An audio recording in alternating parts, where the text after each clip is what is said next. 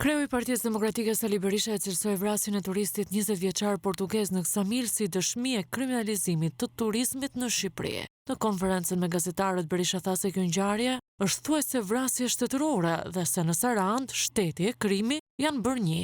Vrasja e 20 vjeçarit portugez turist në Ksamil është një akt sipas të dhënave, po thuaj vrasje shtetërore.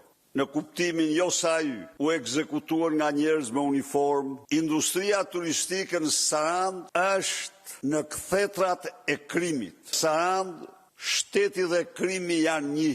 Ligji nuk ekziston. Në Sarand dhe jo vetëm, flitet gjërësisht për një ekonomi të bazuar në trafiqe droge njerëzore të tjera, e cila gëlon nga darka në mëngjes, në lokalet e natës, të cilat funksionojnë gjernagim, në plazhet e pushtuara ku zgjidhet i metër, plazh publik, por të gjitha dominuara nga të fortit dhe shet që shesin shezlonga qindra euro. Berisha hodhi akuza të forta edhe për përfshirjen e efektivëve të policisë në vrasjen e turistit portugez.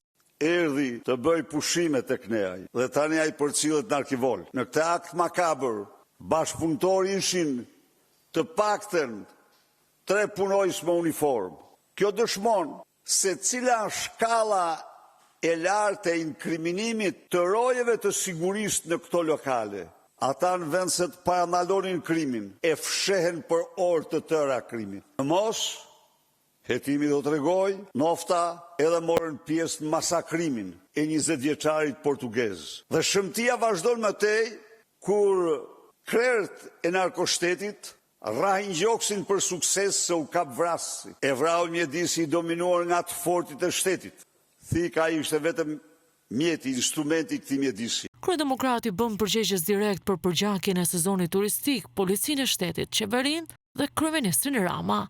Pa diskutim që në plan të parë është drejtori i përgjithshëm i policisë dhe linja e sti, por të garantoj që Saranda ka tentakulat edhe gjithë bregu të Edi Ramës dhe drejtuesve tjerë të partisë krimit në parlament, në qeveri e kudo. Berisha paralajmëroi se ngjarje të tilla kanë pasoja të drejtë për drejta për imazhin e Shqipërisë dhe turizmin, duke krijuar një vend të pasigurt për turistët e huaj.